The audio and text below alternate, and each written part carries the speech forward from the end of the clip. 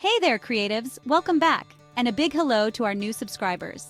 Today we're taking our creativity up a notch. We've explored the magic of lines and shapes, and now we'll transform them into mesmerizing Zentangle patterns. Get ready to unlock your artistic potential and find relaxation through this unique, calming art form.